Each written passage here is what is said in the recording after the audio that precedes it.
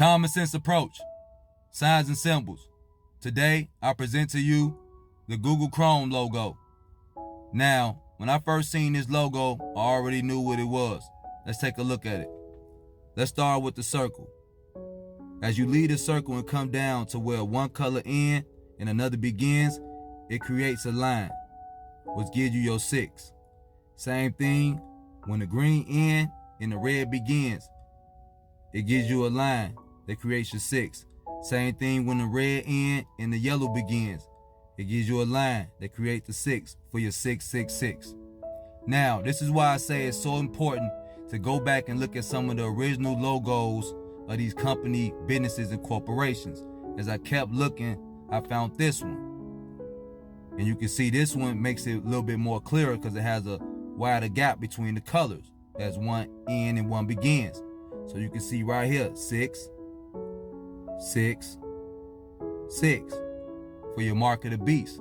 Like I said, the enemy is very deceitful in their ways. Now, if you didn't know, Google Chrome is used to collect data and information on who, you might ask, us. What you like, what you dislike, what's your interest. Plain and simple. It's there to collect data and information on us. And it takes that information and it gives it to the system. And it's stored in the mother computer.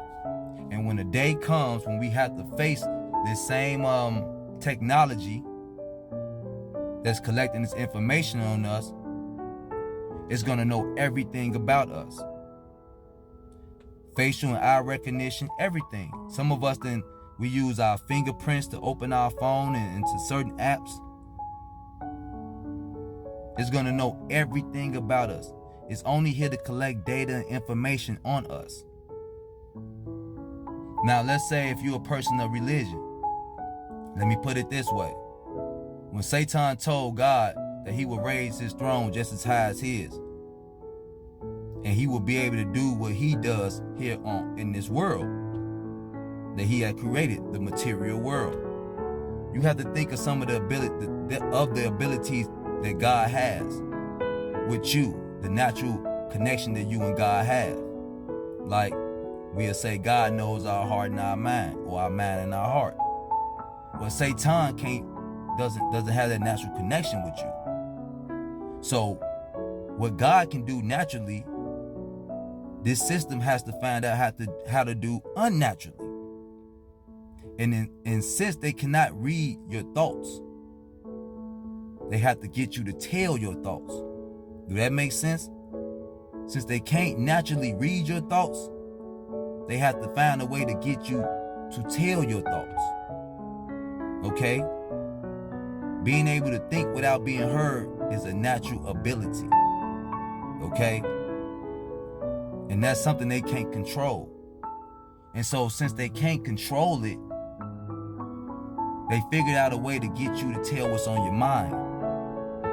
Post 10 videos, post 15 videos, get up in the morning and do this, get up on here, and you're just clicking what you like, what you don't like, and it's collecting all that information about you. And in time, that will hurt us. So this is what this is all about. Collecting data on the human beings. One day, in my opinion, I believe that information will be at the hands of the androids that we will face one day. That's just my opinion to it. This common sense approach.